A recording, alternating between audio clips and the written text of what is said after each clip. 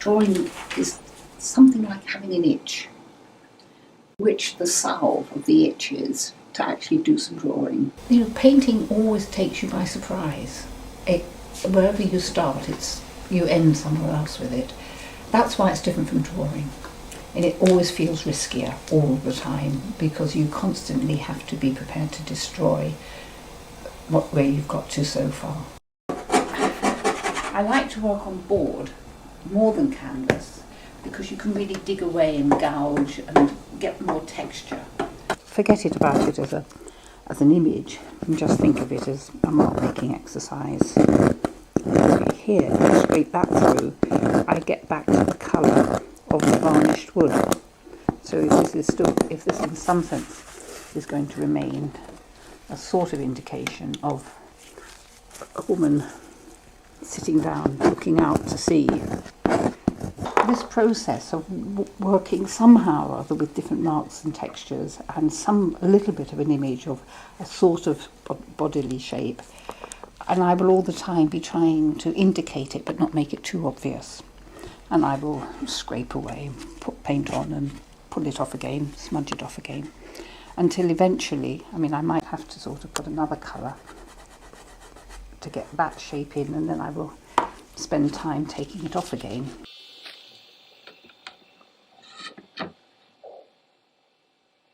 I was doing large pictures. I was doing these sort of cave painting-y, sort of very mineral pictures.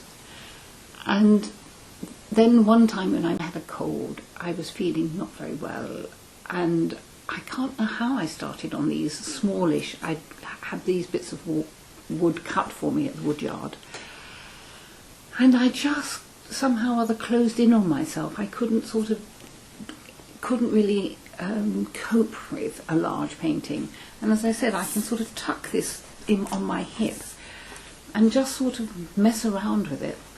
So I ended up in the 3 or 4 days doing 17 pictures. You know, rather than say 3 big ones, I did 17 little pictures, and I quite like them. They really looked good as a series. You know, as I say, there's something very domestic about sitting here doing it. I could be peeling potatoes, but I'm scraping on a board, you know.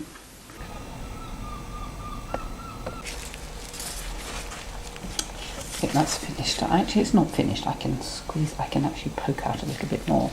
I'm a war baby, and I scratch around with bits and pieces, and I get mean and can't squeeze out a lot of paint.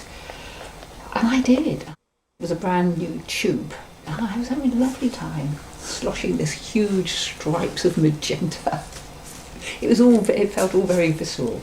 And you know, I still look at that magenta picture and say, did I do that? You know, it's very extravagant with the paint. There's nothing mean. It's not thinned down. It's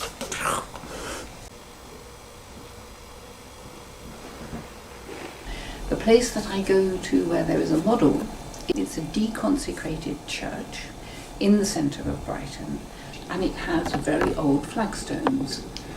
I realised at some point I was getting more interested in the cracks in one of the flagstones than I was in the model at that point.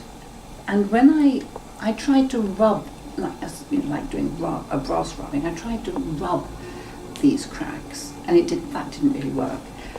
And then I just drew them, and they turned into a set of lines which, on one, basically, if you looked at a piece of rectangular paper in the portrait size, it looked like a section of a torso, or sometimes a couple, perhaps one much taller than the other, you know, in some sort of embrace. So all of these were fairly quick drawings done of the same set of cracks.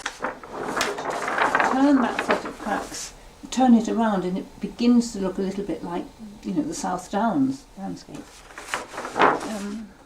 They developed into the picture up here, and perhaps even more dramatically, one which is outside. That one came out of the cracks, and the magenta one. I go to life drawing as much as I can, and that's where all the figure drawing, which you see around the place, comes from.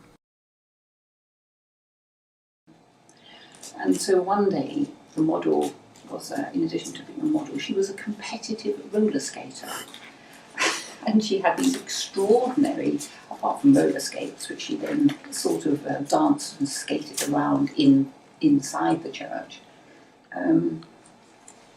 She had wonderful sort of paddings and shields for her knees and feet and elbows. Anyway, I mean, I found drawing her both when she was doing her sort of stretches and when she was, just bossing around. Again, it produced very different work. I did like this woman who makes her living being a life model and a competitive roller skater. I'm still on this journey from trying to see how I can go from figurative to more abstract. This was a quick drawing I did one day. I'm using that as a point of reference, the drawing as a point of reference. I think of that as a narrative picture.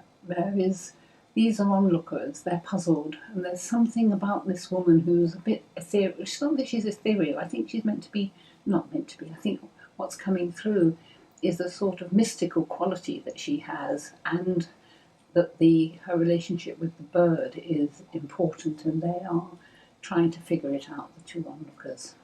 So this is what I'm doing, but I'm also interested in that one, which I think is nearly finished, where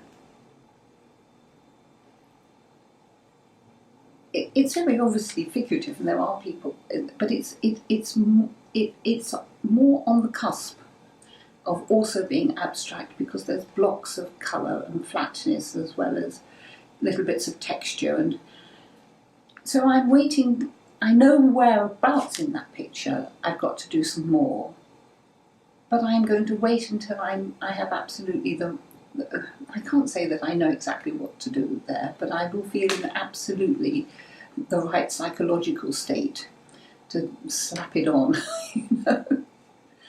Anything that is fairly figurative is also narrative. I mean, and there's a story behind if it's just a portrait, there's a story behind the person, the thing about abstraction is that it's not, by definition, it's not narrative, and it's more challenging. Most of the time, it's more challenging for people. It's not always easy on the eye, and it makes people work harder. A bit of me just loved to have been doing portraits all my life. I think I could have. It would be quite nice to have had a lifetime doing portraits. I do come in and out of this room, a couple of times every day, if not more, and I am making judgments about things which are in progress. The minute I put them inside a frame of some sort, that will tell me really whether or not it's finished. Or I might just think, just one more mark down in that left-hand corner, and it's done, possibly.